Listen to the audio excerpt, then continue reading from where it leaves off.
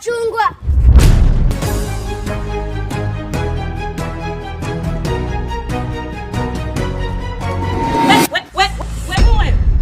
Hiyo ndo tabia gani?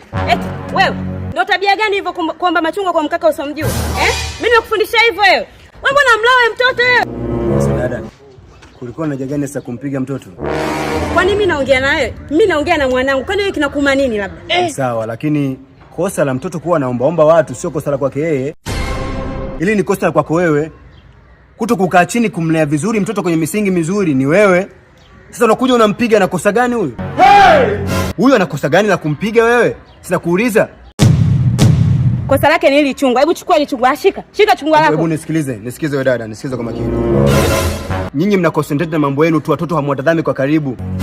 Na sometimes hata kushiba hawashibi. Na ndio maana sasa wakiona watu wanapita na vyakula wanaomba. Na hata hii kuomba vitu sio huyu tu, watoto wengi wanaomba, lakini mara nyingi sasa kinachosababisha ni nyinyi wazazi kuwalea vibaya.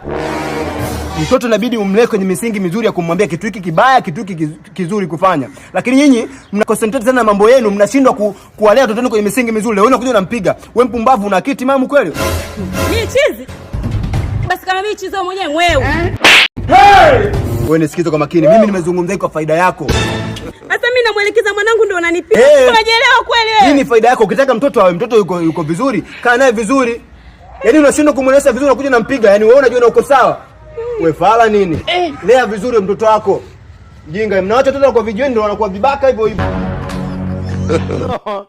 Umeona sasa nimepigwa kwa hesabu yako, sasa twende nyumbani.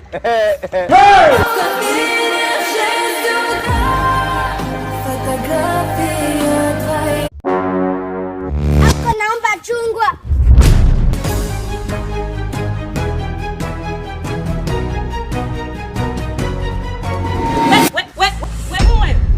Hiyo ndo tabia gani? Wewe ndo tabia gani hivyo kuomba machungwa kwa mkaka usomjua? Mimi nimekufundisha hivyo wewe. Wewe mbona mlawe mtoto wewe? Sasa dada, kulikuwa na haja gani sasa kumpiga mtoto? Kwani mimi naongea naye? Mimi naongea na mwanangu. Kwani wewe kinakuma nini labda? Sawa, lakini kosa la mtoto kuwa naombaomba watu sio kosa la kwake yeye. Ili ni kosa la kwako wewe. Kuto kukaa chini kumlea vizuri mtoto kwenye misingi mizuri ni wewe. Sasa unakuja unampiga, na kosa gani huyu? Huyu ana kosa gani la kumpiga wewe? Sina kuuliza. Kosa lake ni hili chungwa. Hebu chukua hili chungwa, shika chungwa lako. Hebu nisikize wewe dada, nisikize kwa makini. Nyinyi mna concentrate na mambo yenu tu, watoto hamwatazami kwa karibu. Na sometimes hata kushiba hawashibi. Na ndio maana sasa wakiona watu wanapita na vyakula wanaomba. Na hata hii kuomba vitu sio huyu tu, watoto wengi